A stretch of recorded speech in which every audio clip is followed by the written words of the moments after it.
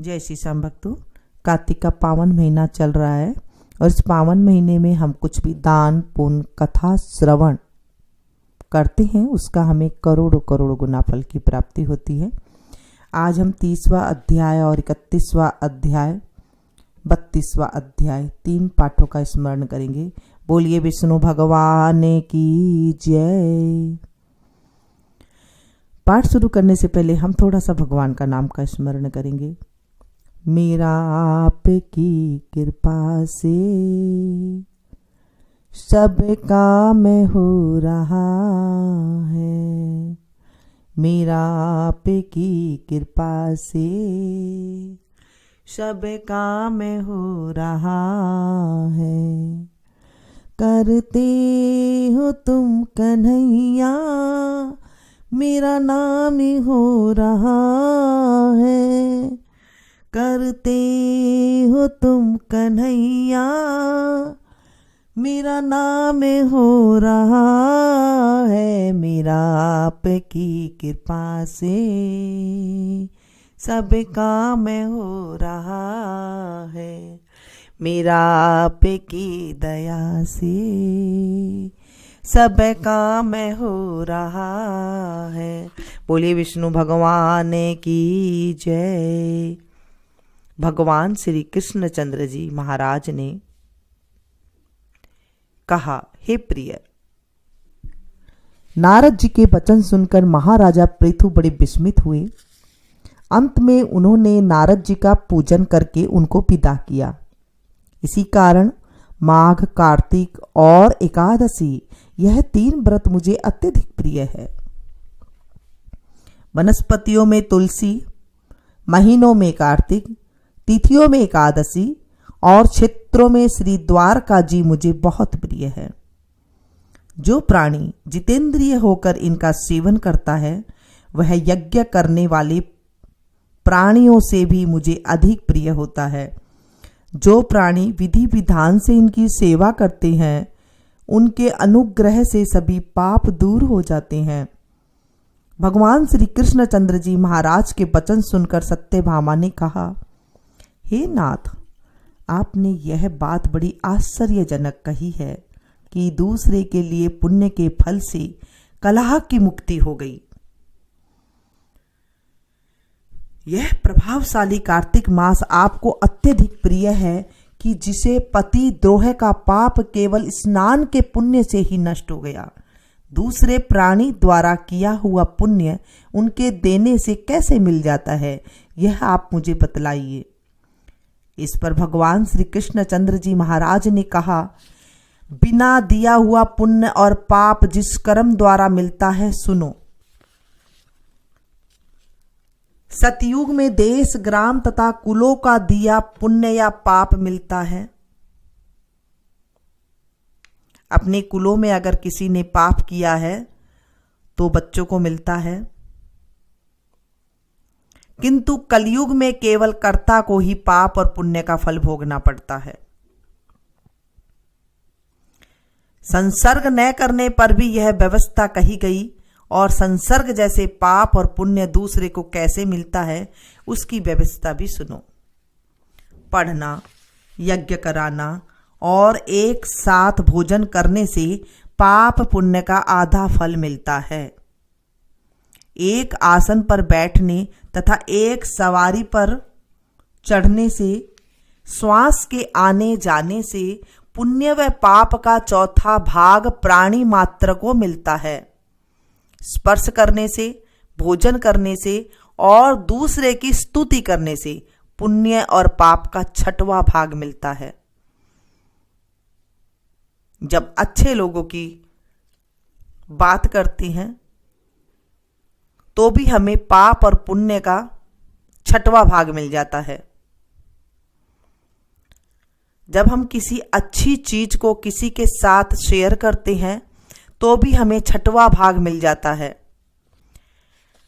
दर्शन करने से, सुनने से, ध्यान करने से मनुष्य को पुण्य और पाप का 10वां अंश मिलता है।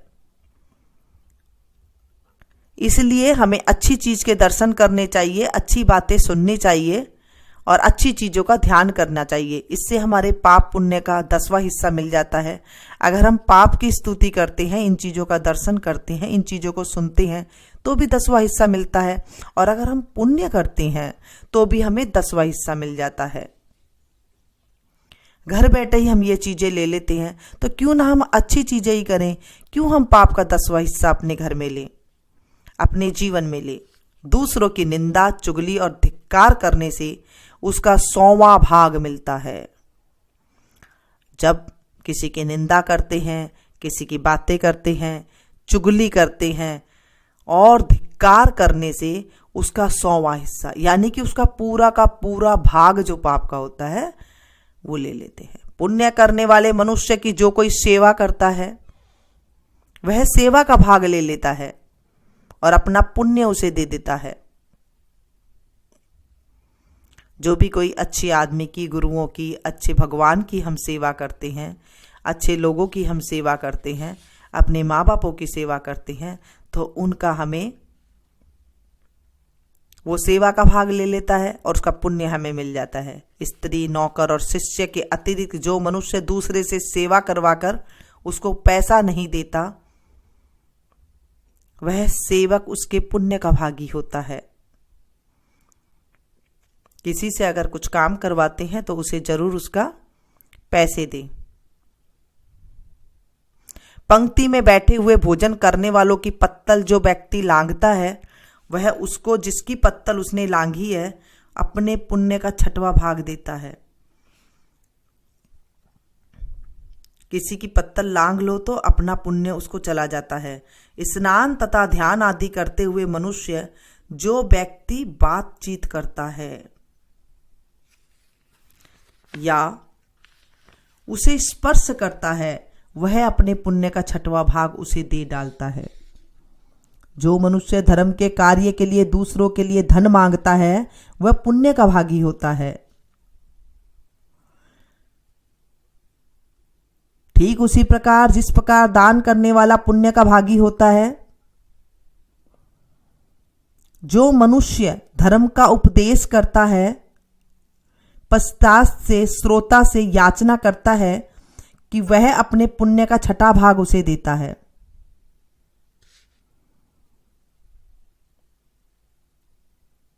जो मनुष्य दूसरों का धन चुराकर उससे धर्म करता है, वह चोरी के पाप का फल भोगता है। किसी का धन चुरा कर, किसी से ठगी कर, किसी का मन दुखाकर वो रख ले पैसे और उसके बाद उस पैसे से धर्म करता है, तो वह पाप का फल भोगता है और शीघ्र ही निर्धन हो जाता है। और जितना धन चुराता है वह पुण्य का भागी होता है। जिसका धन चुराता है उसका पुण्य का भागी होता है। बिना ऋण के उतरे जो मनुष्य मर जाता है, ऋण नहीं उतार के जाता, उनको ऋण देने वाले सज्जन पुण्य के भागी होते हैं। शिक्षा देने वाला, सलाह देने वाला, सामग्री को जुटाने वाला तथा प्रेरणा देने वाला, यह सब पाप और पुण्य के 6ठे भाग को प्राप्त करते हैं। राजा प्रजा के पाप पुण्य के 6ठा अंश का भागी होता है। गुरु शिष्यों का, पति पत्नी का, पिता पुत्र का, स्त्री पति के किए हुए पुण्य का 6ठा भाग पाती है। पति को प्रसन्न रखने वाली आज्ञाकारिणी स्त्री पति के किए हुए पुण्य का आधा हिस्सा लेती है। जो पुण्य आत्मा पराये लोगों को दान करता है, वह उनके पुण्य का 6ठा भाग प्राप्त करता है। जीविका देने वाला मनुष्य जीविका ग्रहण करने वाले मनुष्य के पुण्य के 6वें भाग को प्राप्त करता है।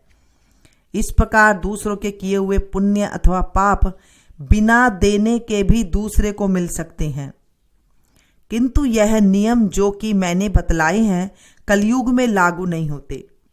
कलयुग में तो मात्र एकमात्र कर्ता को ही अपने पाप व पुण्य भोगने पड़ते हैं। इस संबंध में एक बड़ा पुराना इतिहास है जो कि पवित्र भी है और बुद्धि को देने वाला भी है। कहता हूं, ध्यानपूर्वक सुनो। बोलिए विष्णु भगवान की जय। 31वां अध्याय, भगवान श्री कृष्णचंद्र जी महाराज ने कहा, पहले उज्जैन में एक महापापी और दुरात्मा धनेश्वर नामक ब्राह्मण रहता था। वह रस, चमड़ा और कंबल आदि का व्यापार करता था, वेश्यागामी था और मद्यपान आदि बुरे कर्म किया करता था। चूंकि वह दिन रात पाप में रत रहता था, इसलिए उस व्यापार के लिए वह नगर नगर घूमता था। वह एक दिन महिष्यमती पुरी में जा पहुंचा। महिष्यमती पुरी चूंकि राजा महिष ने बसाई थी, इसलिए वह राजा के नाम पर ही विख्यात थी। नगरी के पास ही पाप नाशिनी पुण्य कारिणी भगवती नर्मदा बहती थी। उस नदी के किनारे देश देशांतर से आए हुए यात्री कार्तिक व्रत करने के लिए कुछ दिनों के लिए ठहरा करते थे। उन कार्तिक व्रत करने वाले प्राणियों को वहां ठहरा देखकर वह दुष्ट धनेश्वर भी इधर उधर व्यापार करता हुआ 1 मास के लिए वहां ठहर गया। अपने माल को बेचता हुआ वह नर्मदा नदी के तट पर घूमता हुआ ब्राह्मणों को देव पूजा में अक्सर लगा हुआ वह देखता कि कोई तो पुराण पढ़ रहा है और कोई सुन रहा है, कोई भगवत कीर्तन कर रहा है, कोई भजन सुन रहा है, कोई ध्यान में लीन है और कोई तुलसी की माला धारण किए हुए हैं।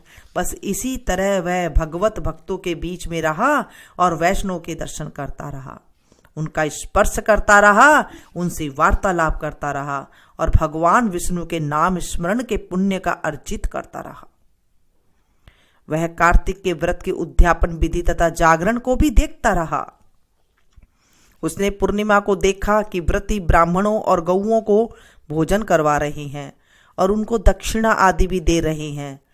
उसने नित्य प्रति भगवान शंकर की प्रसन्नता के लिए होती दीपमाला भी देखी। त्रिपुर नामक राक्षस के 3 पुरों को भगवान शंकर ने इसी तिथि को जलाया था। इसी कारण भगवान शिव के भक्त इस तिथि को दीप उत्सव मनाते हैं।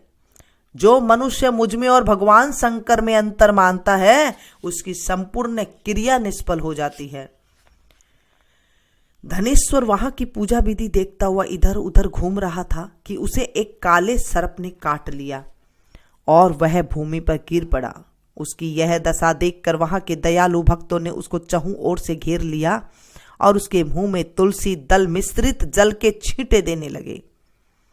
और जब उसके प्राण निकले तो यम के दूत उसे बांधकर कीड़ों से मारते हुए यमपुरी ले गए। उसे देखकर चित्रगुप्त ने यम से कहा, इसने बाल्यकाल से लेकर आज तक बुरे काम ही किए हैं। इसके जीवन में पुण्य तो लेस मात्र भी नहीं दिखाई देता। यदि मैं पूरा 1 वर्ष आपको सुनाता रहूं तो भी इसके पापों की सूची समाप्त नहीं होगी। यह महापापी है, अतः इसको एक कल्प एक घोर नरक में डालना चाहिए। चित्रगुप्त की बात सुनकर यमराज ने बड़े क्रोध में भरकर उसको अपना काल नेम के समान भयंकर रूप दिखाते हुए अपने अनुचरों को आज्ञा दी। उसने कहा, हे प्रेत सेनापतियों, इस दुष्ट मूर्ति को मुगदरों से मारते हुए कुंभी पाक नरक में फेंक दो। भगवान श्री कृष्णचंद्र जी महाराज ने कहा। यह सुनकर प्रेत सेनापति ने मुगदरों से उसका सिर तोड़ते हुए कुंभी पाक नरक में ले जाकर खौलते हुए तेल की कढ़ाई में छोड़ दिया। प्रेत सेनापतियों ने जो ही उसे तेल की कढ़ाई में फेंका, त्यों ही लप लपाती हुई आग अपने आप ठंडी हो गई। जैसे कि प्रहलाद को अग्नि में डालने से वह अग्नि ठंडी हो गई थी। यह विचित्र घटना देखकर प्रेत सेनापतियों ने यमराज के पास जाकर सारा वृत्तांत कहा। यमराज भी सारा हाल सुनकर आश्चर्यचकित रह गए और धनेश्वर को अपने पास बुलाकर स्थिति पर विचार करने लगे। उसी समय नारायण नारायण का कीर्तन करते हुए देवर्षि नारद वहां आ पहुंचे और यमराज से कहने लगे, हे अरुण नंदन यमराज, यह ब्राह्मण नरक में डाले जाने के योग्य नहीं है, क्योंकि इसने अंत समय में कुछ शुभ कर्म किए हैं जो कि नरक यातना को नष्ट करने वाले हैं। जो लोग भगवत भक्तों के दर्शन करते हैं, उनमें वार्तालाप करते हैं और उनका स्पर्श करते हैं, चाहे उन्होंने कोई पुण्य कर्म न किया हो, सहज स्वर्ग के अधिकारी हो जाते हैं। अतः धनेश्वर भी पुण्यात्माओं के संग व स्पर्श से स्वर्ग के अधिकारी हो गया। अतएव यह पुण्यात्मा है, इसे यक्ष योनि दो और केवल इसे पाप भोग करने वाले नरक दिखा दो। भगवान श्री कृष्ण चंद्र जी महाराज ने कहा, जब देवर्षि नारद ऐसे कहकर चले गए तो धनेश्वर को पुण्य आत्मा समझते हुए यमराज ने दूतों को उसे नरक दिखाने की आज्ञा दी। बोलिए विष्णु भगवान की जय। 32वां अध्याय। भगवान श्री कृष्ण चंद्र जी महाराज ने कहा, प्रेतपति यमराज की आज्ञा से धनेश्वर को नरकों के पास ले गया और उनको दिखाता हुआ कहने लगा, हे धनेश्वर, इन भयंकर नरकों को देखो, जिनमें की पापियों को यम के दूत सदा ही दुख देते रहते हैं। यह देखो, यह तप्तवाचुक नामक भयंकर नरक है, जिसमें देह जलने के कारण पापी विलाप कर रहे हैं। भोजन के समय जो प्राणी भूखों को भोजन नहीं देते, बहुत बार बार नरक में डाले जाते हैं। वह मनुष्य जो गुरु, अग्नि, ब्राह्मण, गो, वेद और राजा को इनको लात मारते हैं, उनके पर भयंकर नरक में जलाए जाते हैं। यह 6 प्रकार के नरक अतिशय पापों को करने पर मिलते हैं। अब देखो, यह दूसरा अंधक मिश्र नामक नरक है।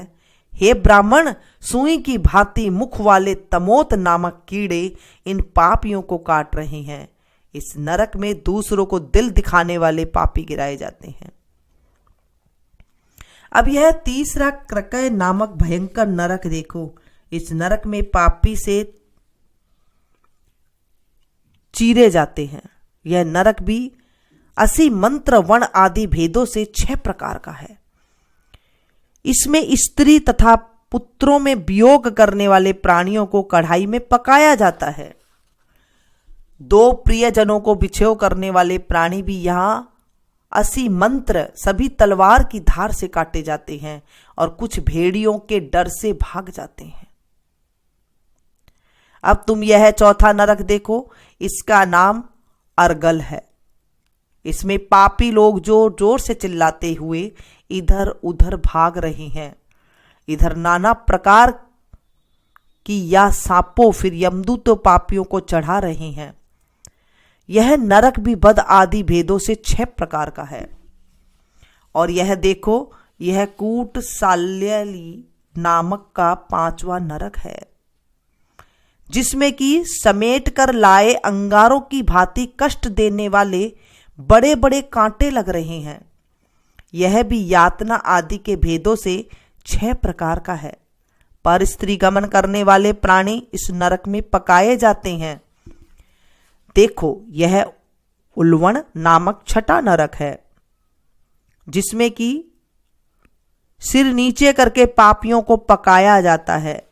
जो लोग भक्ष्य का विचार नहीं करते, दूसरों की निंदा और चुगली करते हैं, उनको इस नरक में डाला जाता है।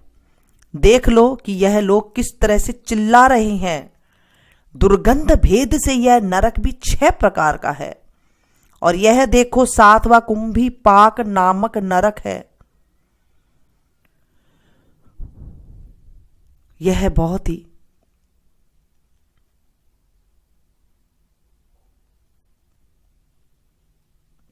भयंकर है।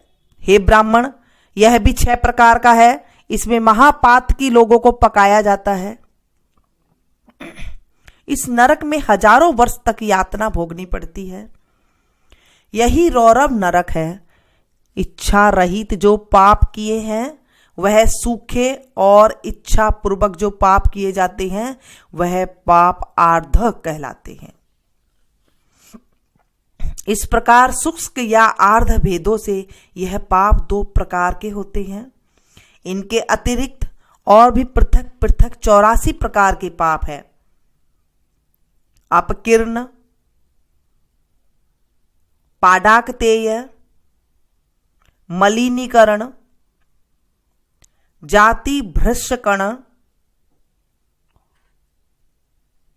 उपाय, अति पाप, महापाप, यह 7 प्रकार के पातक हैं। जो जीव जैसा कर्म करता है वह इन 7 नरकों से अपने पाप कर्मों के अनुसार पकाए जाते हैं। तुम्हारा चूंकि कार्तिक व्रत करने वाले प्रभु भक्तों के साथ पर्याप्त मेल जोल रखा है, उसके पुण्य प्रभाव से तुम्हारी नरक यातना दूर हो गई है। भगवान श्री कृष्णचंद्र जी महाराज ने कहा, इस प्रकार प्रेत पति ने धनेश्वर को सब प्रकार नरक दिखलाने के पश्चात यक्ष लोक में ले जाकर उसे वहां का राजा बना दिया। वहां पर उसका नाम धन यक्ष हुआ और वह कुबेर जी का सेवक बन गया। बाद में महर्षि विश्वामित्र ने उसके नाम पर तीर्थ बनाया था। हे राजन, कार्तिक मास का व्रत महाफल का दाता है। इसके बराबर कोई दूसरा पुण्य कर्म नहीं है। जो कोई यह व्रत करता है तथा व्रत करने वाले का दर्शन करता है उसे अवश्य मुक्ति मिलती है। जो ये कथा को श्रवण करता है, सुनाता है,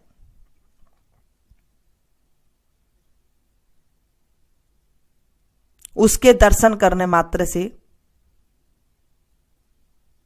पाप नष्ट हो जाते हैं, उसे अवश्य ही मुक्ति मिलती है। बोलिए विष्णु भगवान की जय। आज हमने पाठों का स्मरण किया है। आप इसे ज़्यादा से ज़्यादा शेयर करें।